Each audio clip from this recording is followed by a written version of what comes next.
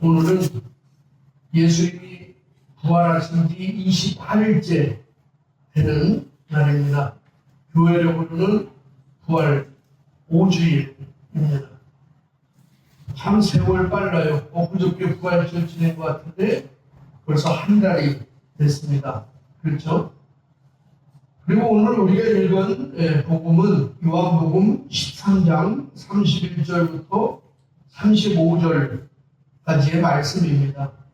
이 말씀은 예수님이 부활하신 이후에 일어난 일을 기록한 것이 아니고 예수님께서 십자가를 지시기 전에 제자들과 마지막으로 나눈 고별 대화 중에 한 부분입니다.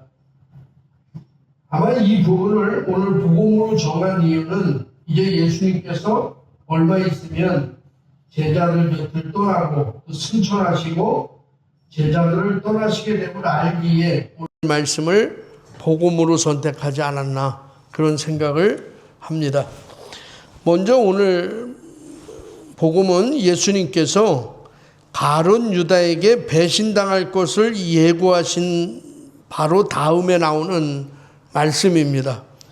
그러니까 오늘 복음 앞부분 30절 말씀 보시면 이렇게 나와요. 유다는 빵을 받은 뒤에 곧 밖으로 나갔다. 때는 밤이었다. 이렇게 성경은 이야기합니다. 그러니까 지금 가룟 유다는 예수님의 말씀을 듣고 바로 네가 나를 팔 사람이다. 이렇게 말씀을 듣고 밖으로 나갔습니다.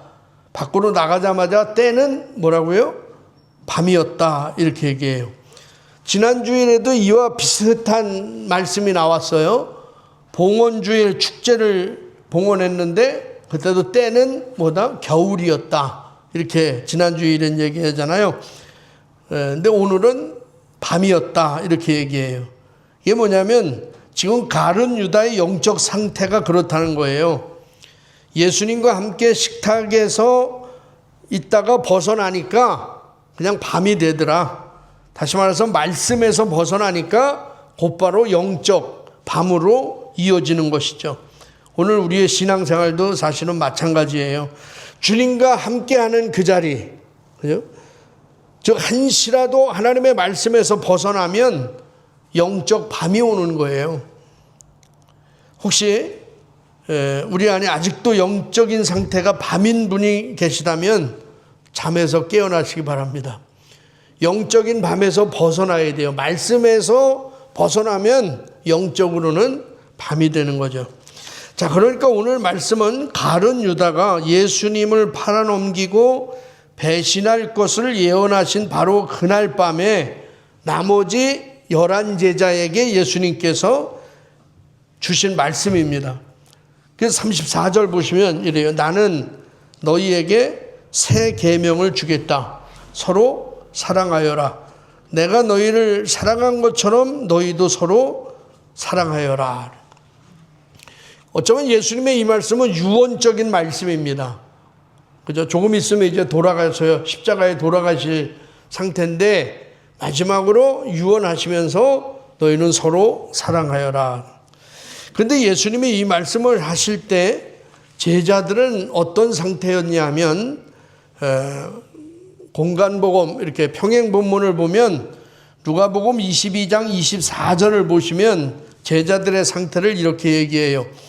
제자들 사이에서 누구를 제일 높게 볼 것이냐는 문제로 옥신각신하는 것을 보시고 이래요. 그러니까 지금 제자들은 뭐하고 있다고요? 서로 누가 높으냐? 누가 상전에 앉을 거냐? 이거 가지고 서로 옥신각신하고 싸우고 있는 상태예요. 그 제자들에게 오늘 예수님이 이 말씀을 하시는 거예요. 그러니까 얼마 있으면 예수님은 떠나야 되는데 이 3년 동안 훈련시켜놓은 제자들의 모습을 보니까 얼마나 한심하겠어요. 그죠? 지금 서로 사랑해도 모자랄 판에 서로 누가 높은 사람이냐고 이걸 가지고 싸우니 서로 서열 다툼하고 있으니 예수님의 심정은 오죽하겠어요. 그래서 제자들에게 하는 거예요. 나는 너희에게 새 계명을 주겠다. 서로 사랑하여라. 이게 새 계명을 주시는 것이죠. 그런데 여러분 새 계명 앞에 새자를 붙였잖아요. 새 계명 새 계명을 주신다고 하면 뭐도 있다는 거예요? 옛 계명도 있다는 거죠. 그죠? 옛 계명도 있다는 거예요. 그렇죠? 새 차를 샀어. 그럼 헌차도 있다는 거죠. 새 옷을 샀어. 헌옷도 있는 거죠. 예. 구약이 있어. 그럼 뭐가 있어요? 신약이 있는 거예요. 그러면 옛 계명은 뭐예요? 내가 오늘 너에게 새 계명을 주겠다 이렇게 얘기했는데, 그러면 옛 계명은 뭐예요? 바로 율법이죠. 율법. 그죠? 근데 사실 서로 사랑하라는 말씀은요, 율법에도 어마어마하게 많이 나와요. 구약 성경에서도 기가 따갑게 들어온 말이에요. 이게 신약에만 나오는 말씀이 아니잖아요. 레위기 19장 18절에도 내 이웃을 내 몸같이 사랑하라. 이런 말씀은 수도 없이 나와요. 이게 결코 이게 새로운 계명이 아니에요. 근데 예수님은 오늘 제자들에게 새 계명을 준다 이렇게 말씀하셨어요. 그 왜 새 계명이라고 말씀하셨을까? 그 이유는 단 한 가지입니다. 다른 이유가 없어요. 단 한 가지. 그게 뭐예요? 내가 너희를 사랑한 것처럼, 이 내용 때문이에요. 뭐라고요? 내가 너희를 사랑한 것처럼 너희는 서로 사랑하여라. 이 말씀 때문이에요. 그러니까 예수님이 저와 여러분을 어떻게 사랑하셨습니까? 하나님의 모든 것을 주셔서 우리를 사랑하셨잖아요. 당신이 십자가 위에서 못 박혀 죽으심으로써 당신의 목숨까지도 버리면서 우리를 사랑하셨잖아요. 이 사랑이야말로 전혀 새로운 사랑입니다. 왜 그러냐면 지금까지 누구도 이렇게 목숨 바쳐가면서 우리를 사랑한 사람은 단 한 명도 없어요. 누가 있어요? 누가 나를 사랑하는데 목숨까지 바쳐가면서 나를 사랑해요? 그게 없었거든요.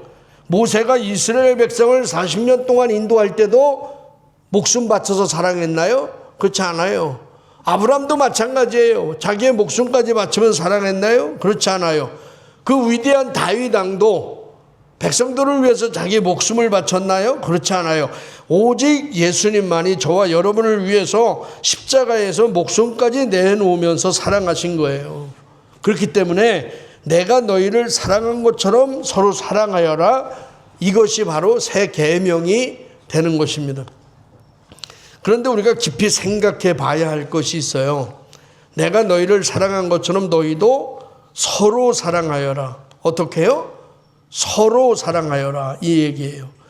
여러분, 일방적 사랑이 아니라 서로 사랑하래. 너희들 서로 사랑하라. 이게 무슨 의미가 있을까요? 서로 사랑하라는 말이 뭐예요? 사랑을 하되 상대방이 받을 수 있게 하라는 거예요. 사랑도. 예. 여러분, 우리가 사랑을 하면서 실패하는 이유 가운데 하나는요, 자기 방식대로 사랑하기 때문에 그래요. 그냥 내 방식대로만 사랑해. 그래서 실패할 때가 많아요. 프랑스 소설가 피에르 로띠의 늙은 죄수의 사랑이라는 책에 있는데 그 줄거리가 이렇습니다. 평생 감옥을 제 집 드나들도 살아가는 한 늙은 장기수가 있습니다. 처음에 감옥에 갔을 때는 가족들도 또 지인들도 면회를 왔지만 나중에는 하도 들락날락거리니까 아무도 면회를 오지 않는 거예요. 아무도 안 와요. 오직 고독만이 그의 유일한 벗이 되어버렸습니다. 그러던 어느 날 밖을 이렇게 쳐다보고 있는데 감옥 창살 너머로 참새 한 마리가 골로 탁 날아와요. 그래서 이 사람은 참새에게 빵 부스러기를 주기 시작했습니다. 그러니까 참새는 그 빵 부스러기를 먹으려고 매일 그 창틀로 날아오는 거예요. 이 죄수는 참새에게 빵 부스러기를 주면서 생전 처음으로 새에게 정의라는 게 뭔가 이걸 느낀 거예요. 아, 이게 정의구나. 이게 누구를 사랑하는 거구나. 이런 걸 느끼는 겁니다. 그래가지고 매일 행복하게 그 참새를 보면서 살아갑니다. 그런데 행복은 오래가지 않았어요. 왜냐하면 이 사람이 멀리 있는 바다의 외딴 섬에 있는 감옥으로 이송을 가게 됐습니다. 그래서 여러분, 참새와 떨어지기 싫었던 이분은 나뭇가지와 철사 부스러기를 이용해서 조그마한 조롱을 만들어요. 그래서 그 안에 참새를 가둡니다. 그리고 조롱을 가슴에 몰래 품고 외딴 섬으로 가는 배에 올라탔어요. 참새를 데리고 가는 거죠. 외로우니까. 하지만 죄수끼리 그 배에서 밀고 당기고 서로 혼잡해지니까 그 속에서 가만 조롱이 깨져버렸어. 그래서 참새가 훅 날아가 버립니다. 이게 너무 슬픈 거예요.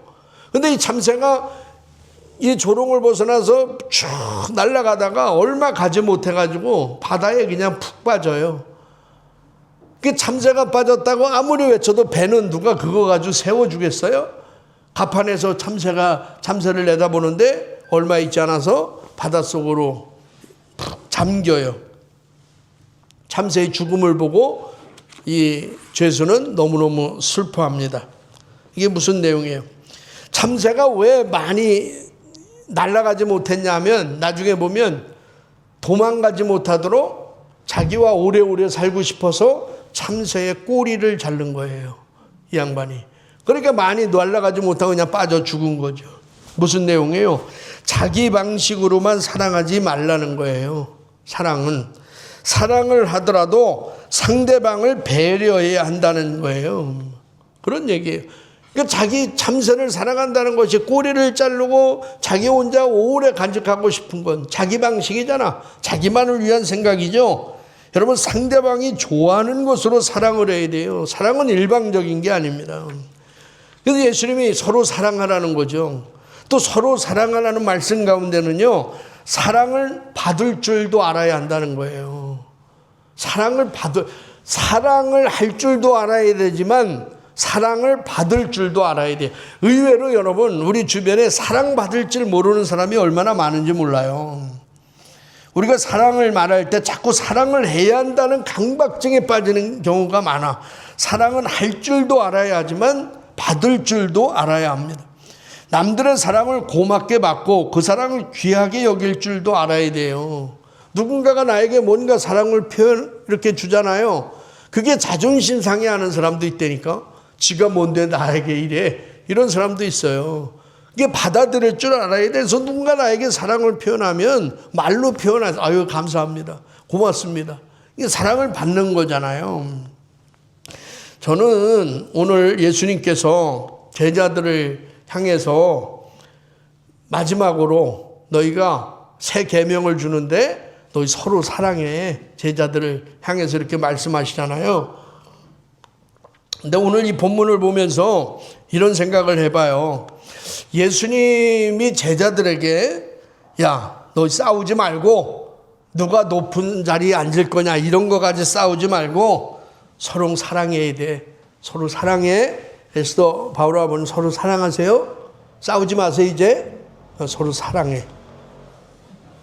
이렇게 얘기했잖아요. 그 예수님은 진짜로 그렇게 얘기하면 제자들이 진짜 사랑할 줄 알았을까? 여러분 생각은 어떠세요? 에? 서로 누가 높은 자리에 앉을 거냐 싸우는 제자들을 향해서 싸우지 말고 이제 서로 사랑해. 예수님 이렇게 말씀하시면 제자들이 아멘 하고 서로 안 싸우고 사랑할 줄 알았을까?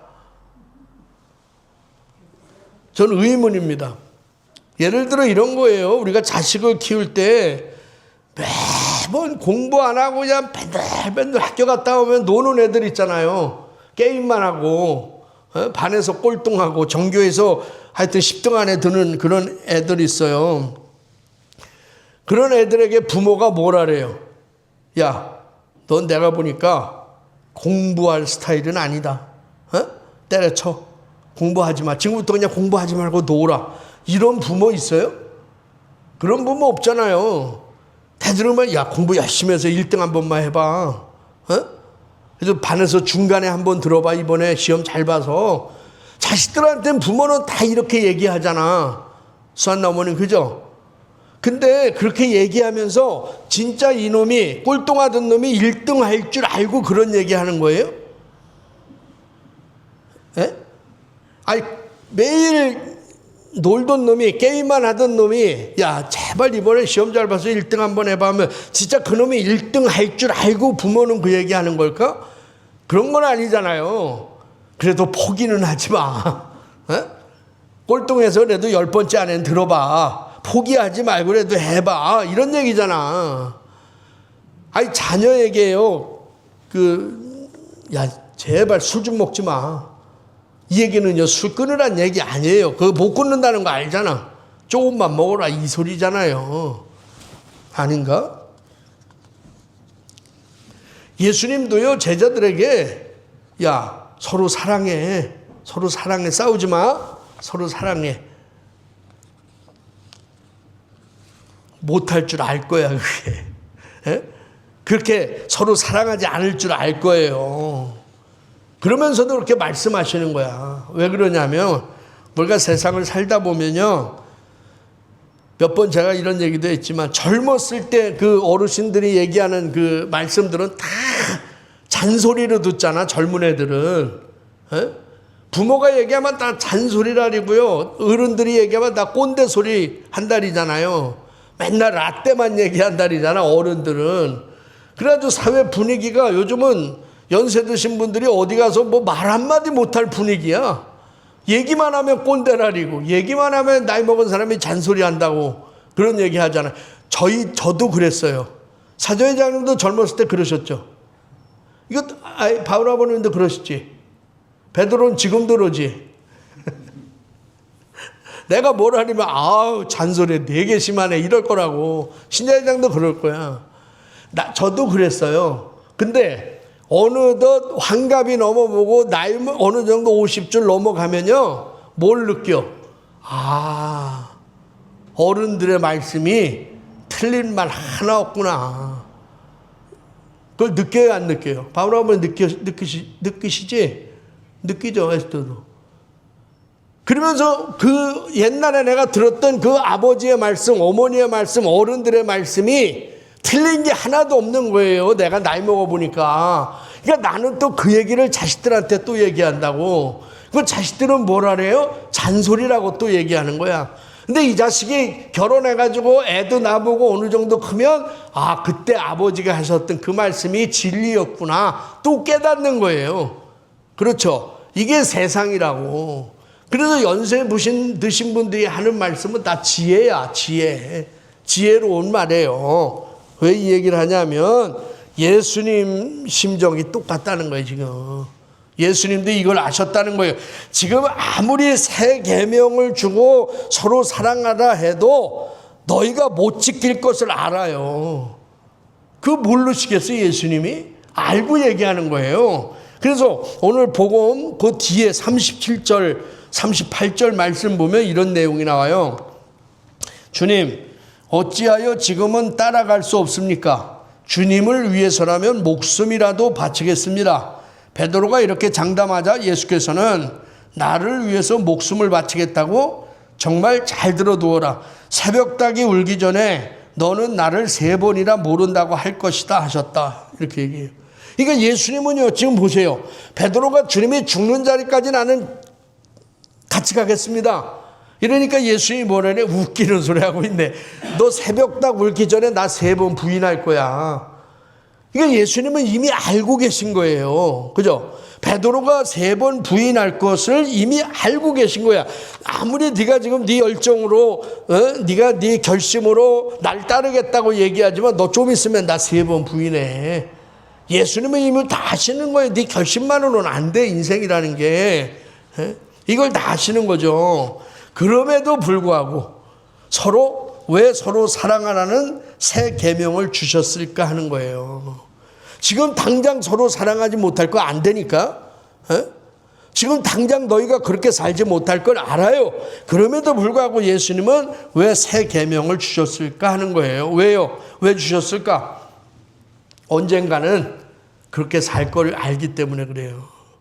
언젠가는 너희가 서로 사랑할 걸 알기 때문에 말씀하시는 거예요. 그것이 언제예요? 그것이 네가 그렇게 변하고 네 삶이 그렇게 변할 거야, 언젠간. 그래서 내가 미리 얘기하는 거야. 근데 언제 변해요? 바로 성령이 임하면 그게 가능해지는 거예요. 이제 모든 초점은 6월 8일이 성령 강림절이에요. 예수님 승천하시고 이제 성령 강림이 오시자 모든 말씀의 초점은 이제 그리로 맞춰지는 거야. 성령 강림절로 맞춰져 가는 거예요. 지금의 내심으로는 불가능하지만 너희가 장차 성령을 받고 성령 받고 너희의 마음이 뒤집어지고 새로워지고 위에서부터 오는 능력을 받으면 너희는 그때 서로 사랑하게 될 거야. 그래서 미리 예수님이 서로 사랑하라. 이게 새 계명이다. 이렇게 말씀하신 줄로 믿습니다. 실제로 여러분 오늘 여러분이 읽으신 제1독서 사도행전 11장을 보시면 제자들이 변화된 모습을 볼 수가 있어요. 제자들이 변했어. 좀 전까지는 누가 높으냐 이거 가지고 싸웠는데 오늘 사도행전 11장 보니까 변했어요. 무슨 말이냐면 예루살렘에 한 가지 문제가 발생했어요. 그러니까 서로 교회가 갈등이 생겼어요. 그 갈등의 이유가 뭐냐면 베드로가 예루살렘에 올라갔는데 왜 그 할례 받지 않은 사람들의 집에 들어가서 그들과 함께 음식을 나누었느냐. 이 문제 가지고 교회가 술렁술렁 되기 시작한 거예요. 너는 유대인인데 어떻게 할례를 받지 않은 이방 사람의 집에 들어가서 그들과 같이 밥을 먹어? 이것은 율법에 어긋나는 일이야. 어떻게 너희가 그럴 수 있느냐. 이거 가지고 서로 싸움이 시작됐습니다. 시비를 거는 거예요. 그래서 베드로가 간증을 해. 자기가 있었던 일을.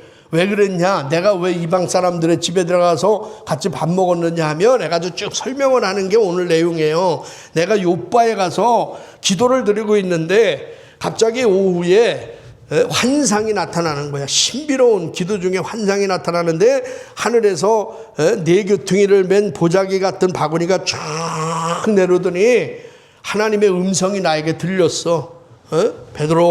베드로 이거를 잡아먹어라. 이런 하나님의 음성을 내가 들었어요. 그래가지고 바구니를 이렇게 보니까 그 바구니에 4발 가진 짐승이 거기에 가득 찬 거예요. 그러면서 하나님이 베드로야 그걸 잡아먹어라. 이런 하늘의 음성이 들려가지고 베드로도 절대로 안 됩니다. 하나님, 내가 이거 어떻게 저걸 부정한 음식을 잡아먹겠습니까? 이거 내 율법으로도 어긋나니 못 먹습니다. 이렇게 얘기하니까 또 하나님께서 하늘에서 음성이 들리기를, 야, 하나님께서 이미 깨끗하다고 만든 건데 너는 왜 속되다고 하느냐? 하나님이 이미 다 깨끗하게 만든 거야. 그러니 이 짐승들을 잡아먹어라. 이런 하나님의 음성이 들렸는데 그게 몇 번 들렸느냐 하면 하늘로 3번이 들렸다. 몇 번? 바울은 몇 번? 3번. 에스더 3번이 중요한 거예요. 3번. 3번 똑같은 음성이 들리는 거예요. 그런 음성들이. 제가 왜 3번 이 중요하다고 얘기하냐면 한 번 듣고 실천하면 그 내 생각일 수 있잖아. 잘못 들을 수도 있잖아요. 그죠? 잘못 들을 수도 있다니까. 제가 어느 교회에서 목회할 때 있잖아요. 어느 분이 은혜를 받았어. 은혜를 받아가지고요, 내게 있는 모든 것이 다 주님 겁니다. 주님이 다 주신 겁니다. 내 거 다 하나님한테 바쳐도 난 너무너무 내가 구원받았다는 게 너무 감사합니다. 너무 믿음이 충만한 거야. 그래가지고 어느 주일날 예배 끝나고 설교 끝나고 제 사무실에 들어가 있는데 어느 분이 노크를 해요. 그래가지고 들으시라고. 그랬더니 이분이 제 그 자리에 앉더니 뭐 봉투를 하나를 내놓는 거야. 봉투를 진짜로. 그게 뭔 봉투인가? 나는 그 이혼 서류인가? 이거 뭐 봐달라는 건가? 했더니요, 집문서를 가져왔어. 자기 아파트 집문서. 좀 놀래봐. 이런 소리 들으면. 그 땅 문서 달라는 소리 아니야 지금 에스더. 고개 숙이지 말고. 집문서를 가지고 와가지고요, 자기가 그래. 하나님이 이거 자기 이거 하나님 앞에 너무 감사해서 바치라 그랬다고. 기도하는데 하나님이 네 집을 바쳐라 이랬다는 거야. 그래가지고 집문서, 아파트 문서를 하나 가지고 몇 억짜리를. 할렐루야. 이 아멘도 안 해. 믿음이 없어가지고. 할렐루야. 여러분 너무 감사하잖아. 제가 어떻게 했을 것 같아? 그걸 팔아가지고 건축헌금으로 넣었을까? 어떻게 했을 것 같아요? 나도 깜짝 놀란 거. 이게 뭐 가끔 있는 일이라면 괜찮은데 처음 경험해 본 거니까. 그래서 제가 이걸 잠시 기도해서 하나님 지혜를 주십시오. 지혜를 주세요. 그래도 제가 이거를 다시 내미면서 뭐라 그랬냐면, 어머님 다시 한번 기도해 보세요. 왜냐하면 당신 지금 살집도 필요하고 이건데 왜 하나님이 당신한테 이걸 바치라 그러겠어. 이거 목사님들 같으면 100% 아멘하고 할렐루야하고 받았을 거야. 다시 이거 기도해 보시라고. 제가 볼 때는 음성 잘못 들은 것 같아요. 하나님이 그런 말씀 안 하세요. 다시 기도해 보시고요. 몇 번 정말로 확신이 생기면 그때 가주세요. 그랬어요. 가져왔을까 안 가져왔을까? 그 다음에 안 가져오더라고. 그래도 내가 그랬어. 나중에 이거 팔리면 그 팔린 액수의 11조를 내세요. 10분의 1을. 나중에 이분이 건축할 때 10분의 1을 냈어. 그걸 팔아가지고 결과적으로는. 이게 뭐냐면 3번 음성 듣는 게 확인의 작업이 필요한 거야. 하나님의 음성은. 기도하는데 갑자기 에스더한테 뭐 천둥 같은 소리를 에스더 땅 팔아서 교회 갔다 헌금해라 이런 소리 들리지도 않겠지만 들었다는 해서 가져오면 안 돼. 확인해야 돼. 진짜 하나님 음성이에요? 이게 사탄의 음성 아닐까? 3번을. 오늘 베드로는 몇 번을 들었다고요? 3번. 이게 중요한 거예요. 영적으로 분별하는데. 그 3번을 들은 거예요. 그리고 기도가 끝나니까 그때 가이사리아에서 셋이서 베드로를 요바로 데리러 왔어요. 고넬료가 보낸 사람이야. 그래서 고넬료의 집에 가서 고넬료를 만나고 말씀을 설교를 했더니 그 자리에 성령이 강력하게 임하는 거예요. 그걸 베드로는 본 거야. 그리고 그 모든 얘기를 이방인들도 할례를 받지 않았는데 하나님의 성령이 임하더라. 그 얘기를 한 거예요. 지금 처음으로. 이게 예루살렘 교회도 깜짝 놀란 거지. 이런 역사가 일어나나? 그런데 여기서요, 모든 제자들이 그것을 예전 같으면 그게 뭐냐 서로 싸웠을 텐데 이제는 싸우지 않고 제자들도 서로 인정을 한다. 받아들이는 거예요. 아멘 하는 거야. 여러분, 이게 서로 사랑하는 거예요. 제자들이 이렇게 변하는 거야, 성령 받으니까. 여러분, 어떻게 이렇게 변화될 수 있었을까요? 서로 누가 높으냐 싸움하던 제자들이 어떻게 이렇게 변해요? 이게 바로 성령의 역사입니다. 그렇습니다. 누구든지 성령 받고 마음이 새로워져야 서로 사랑할 수 있는 거예요. 예수님은 이걸 아시는 거야. 지금 당장 너희가 서로 사랑하지 못하지만 성령이 임하고 너희가 변화되면 너희는 하나가 되고 서로 사랑할 것이다. 이걸 아는 거죠. 에레미야 31장 33절에 보면 일찍이 하나님이 이렇게 약속하셨어요. 그날 내가 이스라엘 가문과 맺을 계약이란 그들의 가슴에 새겨줄 내 법을 말한다 이랬어요. 그러니까 이스라엘 백성이 하나님의 서로 계약을 맺는다는 거야. 근데 내가 분명히 말해야 된다. 그 마음에 내 법을 새겨주어 나는 그들의 하나님이 되고 그들은 내 백성이 될 것이다. 이렇게 말씀하셨어요. 자, 새 언약을 말씀하시면서 하나님이 이제 내가 어디에 새겨준다래요. 그 새 언약은. 과거의 언약은 밖에서 말씀으로 있는 거야. 근데 이제는 내가 새 언약을 너의 마음에 새겨주겠다는 거예요. 과거의 율법은 밖에서 너 하지 마. 안식일을 거룩하게 지켜. 부모를 공경해. 간음하지 마. 밖에서 강요하는 거야. 율법은. 지도와 같은 거예요. 율법, 지도. 내가 어디를 찾아 서울역을 찾아간다. 그 찾아가는 지도와 같은 게 율법이에요. 법이라고. 근데 지금 새로운 계약은 하나님이 어디다 준다? 마음에다 준다는 거예요. 여러분, 우리가 계약, 하나님의 언약, 하나님의 계약 이런 말은요 합의를 의미하는 거예요. 합의. 일방적인 게 아니에요. 그러니까 하나님이 이스라엘 백성과 계약을 맺는 거예요. 지금 합의를 하는 거예요. 그러니까 하나님과 사람 사이의 이 관계는 언제나 이 합의에 의해서 다 좌우돼요. 하나님이 다 합의하는 거. 일방적인 거 어디 있어요? 아담과 하와도 합의잖아요. 다 뭐야? 너 이거 다 여기 있는 거 먹되 선악과를 아는 나무 하나는 먹지 마. 그거 먹으면 넌 죽어. 하나님하고 사람하고 합의한 거야. 합의. 에? 근데 사람이 그걸 먹잖아요. 너 부모를 공경해. 그러면 너는 오래 살 거야. 합의예요. 합의. 그런데 여러분 보세요. 이런 합의가 끝까지 지켜져요? 성경을 뭐 끝까지 지켜져? 안 지켜져요, 이게. 이런 합의가 안 지켜지는 이 합의를 깨는 게 누구야? 하나님이에요? 사람이잖아. 항상 우리가 깨잖아요. 그 합의를. 그래서 새 언약이 필요한 거예요. 지금까지는 합의에 의해서 너희를 이끌었는데 너희가 그 언약을 깨 자꾸. 그러니까 내가 너에게 새 언약을 주는 거야. 근데 이 새 언약은 어디에 준다고? 마음에 새겨준다는 거예요. 새 언약은 강제적인 것이 아니에요. 율법은 강제적인 거야. 안 하면 죽어. 안 하면 맞는다. 이런 거예요. 근데 새 언약은 마음에 새겨오기 때문에 속에서부터 나오는 거지.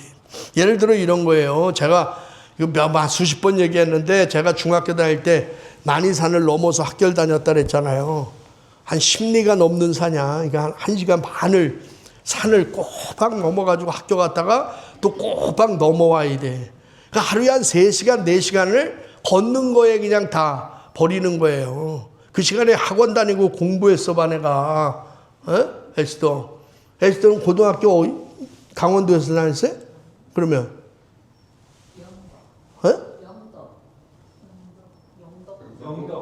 영덕. 아, 영덕이 강원도 아니야, 거긴?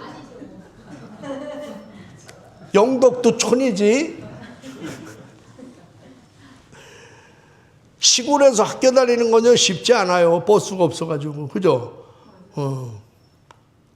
저는 그 강화 아주 촌에서 다니니까 3시간을 그냥 걸어서 다니니까. 그러니까 학교 가기, 너 비 오는 날, 눈 오는 날, 추운 날, 더운 날, 이런 날은 학교 가기가 싫어. 학교 가고 싶을 때는 봄, 가을 뿐이 없어. 근데요, 제가 그 1시간 반을 산을 넘어서 학교 가는데 유독 딱 2번 1등으로 가는 날이 있어요. 학교를. 그게 언제냐면 소풍 가는 날. 2번째 체육대회 있는 날. 왜냐면 체육대회 때는 제가 축구를 했으니까 인기가 그냥 쫙 올라가잖아. 여학생들한테. 박수 받고 막 이러니까. 그러니까 그 전날은 잠이 안 와. 너무너무 학교 가고 싶은 거야. 다음날 기대되니까. 그 다음에 그 학교 1시간 반 걸어가는 건 다른 날은 가방도 무겁고, 그러니까 책도 안 가져가고 이러는데 그날은 뭐 가방 있는지 없는지 모르고 뛰어가요. 그런데도 힘이 안 들잖아. 똑같은 조건이야. 똑같은 거리야. 왜 그래요, 근데? 뭐가 바뀐 거야?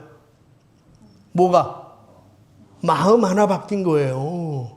조건, 환경 다 똑같아. 마음 하나 바뀐 거야. 근데 그 학교 가는 게 그렇게 즐겁잖아요. 아, 여러분 그런 거 아니야. 마음만 바뀌면 이렇게. 여러분 주일날 오는 게 여러분 어때요? 주일날 즐거워요? 즐거운데 이래? 바울 아버님은 주일 예배 나오는 게 즐거워요? 예. 속일 내니까 힘들지. 아, 여러분 주일 예배 나오는 게 즐거워야지. 하나님 만나는 시간이니까 즐거워야죠. 잠이 안 와야지. 토요일 날 아우 왜 이렇게 날이 안 밝고 4시부터 깨서 기다려야지. 잠이 안 와야 돼. 기대돼서 너무너무 좋아해야지. 그게 하나님 사랑하는 거 아니에요? 진짜 하나님 사랑하는 사람 그렇지. 자 보세요. 똑같은 일도요, 마지못해 누가 시켜서 하는 일은요 짜증나요. 힘들어요. 근데 자기 마음에서 좋아서 하는 일은요 즐겁고 신이 나는 거야. 그래요 안 그래요? 저 클라라 설교한다고 이제 밥하라 또 내리가 있잖아. 저 밥하는 거를요 수한나무님이 너 저거 안 하면 널 혼나. 저거 안 하면 너 벌금 200만 원씩 내야 돼 일주일에. 그래서 시켜봐. 클라라가 하겠어? 안 해요. 하지 말라래도 자기가 하고 싶으니까 설교도 안 듣고 가서 준비하고 있잖아. 토요일 날 나와서 청소하는 것도 누가 시켜서 해봐 짜증나서 안 하지. 즐거워서 하는 거예요. 뭐가 바뀐 거예요? 마음 하나 바뀐 거야. 다른 거 없어. 마음이 바뀐 거예요. 실제로 제자들이 성령 받고 마음이 새로워지니까 서로 사랑할 수 있게 된 겁니다. 그러므로 저와 여러분도 성령이 우리 마음을 지배하고 다스려야만이 미워지던 남편도, 꼴 보고 싫던 남편도 새신랑처럼 배고 영화배우처럼 배는 거예요. 에? 그렇게 배야 돼. 꼴 보기 싫은 교인도요 하나님처럼 보이는 거예요. 내 마음이 바뀌면. 근데 그 마음을 누가 바꾼다고? 성령이 우리 안에 들어와서 우리의 마음을 새롭게 바뀌는 줄로 믿습니다. 저 끝으로 오늘 괜히 길어졌네 오늘 설교가. 35절만 보고 끝낼게요. 너희가 서로 사랑하면 세상 사람들이 그것을 보고 너희가 내 제자라는 것을 알게 될 것이다. 그렇습니다 여러분. 세상 사람들은요 우리가 얼마나 기도 잘하고 성경 잘하고 뭐 예배 잘 드리고 그거 보지 않아. 세상 사람들이 우리를 보는 거는요 저 사람들이 서로 사랑하는지, 예수 믿는 사람들이 서로 사랑하는지 그걸 보고 우리를 평가하는 거예요. 다른 거 없어. 여러분 서로 사랑하시기 바랍니다. 옆 사람을 하느님처럼 섬기시기 바라요. 오늘 내 믿음과 노력과 결심만으로는 불가능하지만 성령님이 오셔서 도와주실 줄로 믿습니다. 성령님의 강력한 임재 속에서 늘 새로운 마음으로 형제를 사랑하고 하느님을 사랑하며 살아가는 여러분 모두가 되시기를 주님의 이름으로 간절히 축원합니다. 성부와 성자와 성령의 이름으로 말씀드렸습니다.